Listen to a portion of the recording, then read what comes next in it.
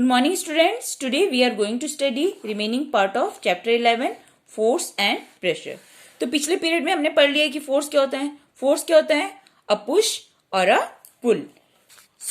उसके बाद हमने पढ़ा force are due to an interaction. Force किस कारण से होता है? दो चीजों के आपस में इंट्रैक्शन के कारण होता है. देन हमने पढ़ा कि a force can change the state of motion. किसी भी चीज की गति की स्थिति बदल सकती है. नेक्स्ट हमने पढ़ा force can change the shape of an object. Force किसी भी ऑब्जेक्ट का शेप भी बदल सकता है. देन हमने contact and non contact force पढ़ा. आज हम पढ़ेंगे gravitational force. You know that a coin or a pen falls to the ground when it slips off your hand. Leaves and fruits also fall to the ground when they get detached from the plant. Have you ever wondered why it is so? आपके हाथों से जब भी कोई pen या pencil या कोई भी सामान गिरता है स्लिप होके, वो नीचे ग्राउंड में ही क्यों गिरता है? ये पेड़ों से जब पत्तियां या फल अलग होते हैं, डिटैच होते हैं, तो वो जमीन पर ही आकर क्यों गिरते हैं? क्या आपने सोचा है ऐसा क्यों होता है? When the coin is held in your hand, it is at rest. As soon as it is released, it begins to move downwards. It is clear that the state of motion of the coin undergoes a change. तो जब आपके हाथ में coin रहता है, जब आप coin को पकड़े रहते हो, तो वो रेस्ट पोजीशन में रहता है. जैसे वो रिलीज होती है, वो नीचे की ओर आना शुरू होती है. तो धीरे धीरे जैसे वो आना शुरू करती है, तो उसका जो स्टेट ऑफ मोशन है वो चेंज होता रहता है. Can this happen without a force acting on it? क्या बिना किसी फोर्स के ऐसा संभव है? Which is this force? और ऐसा अगर किसी फोर्स के कारण है तो वो फोर्स कौन सा फोर्स है? ऑब्जेक्ट्स और things fall downward towards the earth because it pools them. This force is called the force of gravity. कोई भी चीज जो धरती पर आके गिरती है, ऐसा क्यों होता है? क्योंकि पृथ्वी उसको अपनी ओर खींचती है, और इस फोर्स को हम क्या कहते हैं? फोर्स ऑफ ग्रेविटी और just gravity. This is an attractive force. The force of gravity act on all object. Gravity की जो फोर्स है वो सभी चीजों के ऊपर एक्ट करती है. Gravity is not a property of the earth alone. Gravity सिर्फ अर्थ की प्रॉपर्टी नहीं है. In fact every object in the universe का हर एक ऑब्जेक्ट, वेदर स्मॉल और large, exert a force on every other object. एक ऑब्जेक्ट हर दूसरे ऑब्जेक्ट पे क्या डालती है? फोर्स डालती है, दबाव डालती है. This force is known as gravitational force, और इसी फोर्स को हम ग्रेविटेशनल फोर्स कहते हैं. अब हम पढ़ेंगे प्रेशर के बारे में. Have you learned in class 7 that strong wind during a storm or a cyclone can blow away even the rooftop? You also learned that winds and cyclone are caused by the difference in air pressure. तो आपको पता है जो storm है या cyclone है वो किस वजह से आता है? एयर के प्रेशर के डिफरेंसेस के वजह से. जब किसी जगह का प्रेशर, एयर प्रेशर कम हो जाता है, तो जहां पे एयर का प्रेशर ज्यादा होता है, वो जो एयर है वो कम प्रेशर की ओर ब्लो होती है. इस तरीके से ये रोटेट होता है और स्टॉर्म या साइक्लोन आते हैं. Try to push a nail into a wooden plank by its head. Did you succeed? Try now to push the nail by the pointed end. Could you do it this time? आपको एक nail लेना है और एक बार पहले उसके head वाले side को नीचे रख के उसको ऊपर से ठोकना है. क्या वो अंदर जाएगी? नेक्स्ट टाइम आपको उसके पॉइंटेड एंड से उसको वापिस से ऊपर से हिट करना है, प्रेशर डालना है. क्या वो इस टाइम जाएगी? और अगर वो जाएगी तो क्यों जाएगी? Try cutting vegetables with a blunt knife and then with a sharp knife. Which is easier? आपको सब्जियों को ब्लंट नाइफ, दैट मीन्स की जो जिस चाकू में धार नहीं होता है उससे काटना है, देन आपको एक धार वाले चाकू से काटना है. तो कौन सा काम आसान होगा? Do you get the feeling that the area over which the force is applied? वो एरिया जिसके ऊपर फोर्स अप्लाई हो रहा है, for example the pointed end of the nail plays a role in making this task easier. The force acting on a unit area of a surface is called pressure. तो किसी एक unit area के ऊपर जो force act करता है उसे हम प्रेशर कहते हैं. Pressure is equal to force by area on which it act. आपने स्टेशन में कभी कूली को देखा है, उसको सामान उठाते देखा है? आपने देखा होगा कि वो अपने सर पर कपड़े को राउंड राउंड करके रखता है, देन वो सामान को उठाता है। ऐसा वो क्यों करता है? क्यों? क्योंकि जब वो इस तरीके से रखता है, उसके सर का जो सरफेस का जो एरिया है वो कम होता है और सामान का जो फोर्स होता है वो ज्यादा होता है, सामान वजन वाला होता है। सो वो क्या करता है, अपने सर के ऊपर जब कपड़े को राउंड राउंड करके गोला करके बीड़ा बना के रखता है तो वो अपने सर के ऊपर एरिया को बढ़ाता है। तो एरिया को क्यों बढ़ाता है? क्योंकि अगर एरिया ज्यादा होगा तो उसके ऊपर फोर्स या प्रेशर जो है वो कम होगा और वो इजीली सामान को ढो सकेगा। Note that the area is in the denominator in the above expression. So the smaller the area, जब area कम होगा, larger the pressure, तो pressure ज्यादा होगा on the surface for the same force.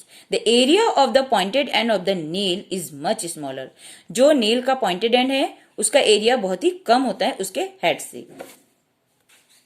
Therefore, produce a pressure sufficient to push the pointed end of the nail into the wooden plank.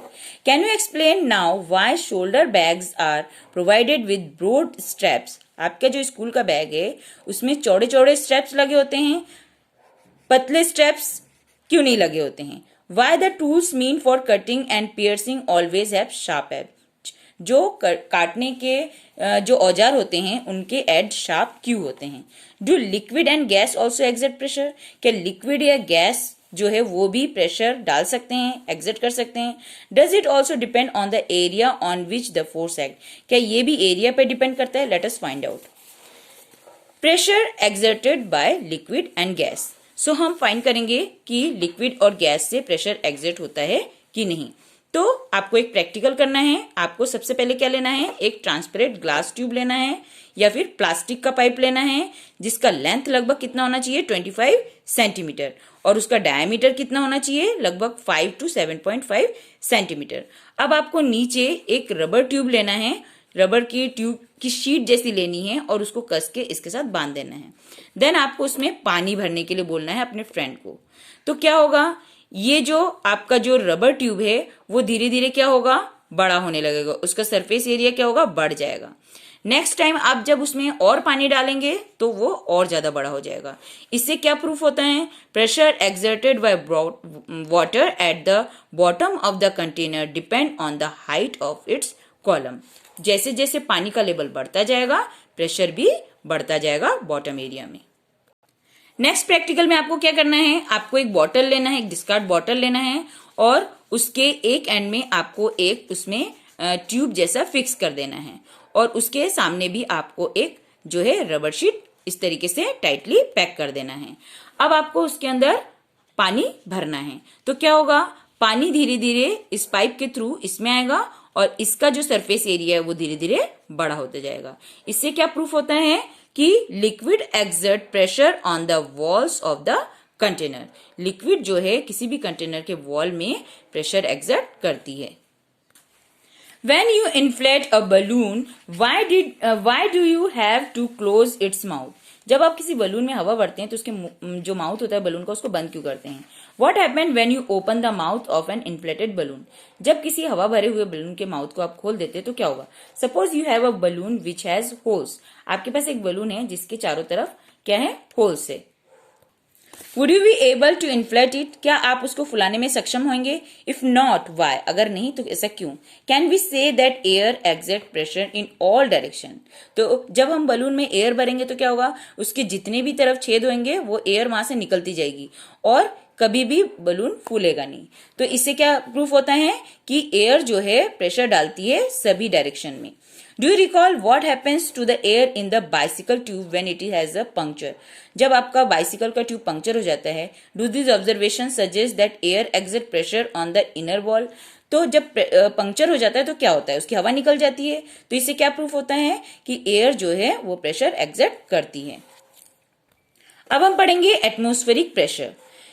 You know that there is all air all around us. हमारे चारों तरफ हवा है और हवा के उस envelope को हम एटमॉस्फेयर कहते हैं। The atmosphere air extend up to many kilometres above the surface of the अर्थ।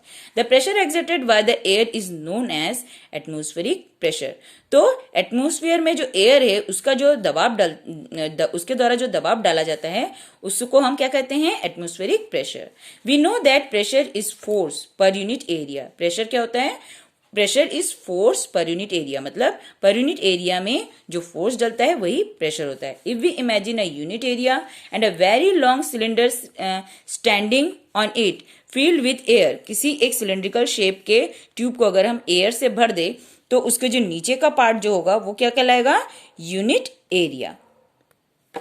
अब आपको एक और प्रैक्टिकल करना है। Take a good quality rubber sucker. आपको एक रबर सकर लेना है। It look like a small rubber cup, press it hard on a smooth plain surface. आपको एक स्मूथ प्लेन सरफेस के ऊपर उसको प्रेस करना है। Does it hard on a smooth plain surface, does it stick to the surface? क्या वो surface के साथ चिपक जाएगी? Now try to pull it off the surface. अब उसको आप खींचने की कोशिश करिए, क्या वो निकल पाएगा? Rubber sucker pressed on a surface. When you press the sucker, most of the air between its cup and the surface escape out. जब आप रबर जो ट्यूब है उसको कप है उसको जब आप प्रेस करते हैं तो उसके बीच का और सरफेस के फ्लोर के सरफेस का जो एयर रहता है वो escape out हो जाती है। That's why वो उससे चिपक जाता है और कितनी भी हम कोशिश करें वो नहीं अलग होता। क्यों? क्योंकि जो एटमॉस्फेरिक प्रेशर है वो उसके ऊपर प्रेशर एक्सर्ट करती है, दबाव डालती है। अब हमारे ऊपर भी एयर प्रेशर डालती होगी, तो अगर हमारे ऊपर एयर प्रेशर डालती है तो हम जमीन में धंस क्यों नहीं जाते? इसका कारण ये होता है कि हमारी बॉडी भी एयर के प्रेशर के ऑपोजिट प्रेशर डालती है, जिससे कि वो बैलेंस बना रहता है और हम जमीन में नहीं धंसते हैं। तो आज हमने chapter number 11 force and pressure complete कर लिया है। आज आपको इस चैप्टर को पूरा रीड करना है और इसके जो एक्सरसाइजेस है वो आपको फील करना है। हर चैप्टर को जो मैं आपको समझाती हूँ उसके एक्सरसाइज आपको सेल्फ फील करना है चैप्टर को रीड करके।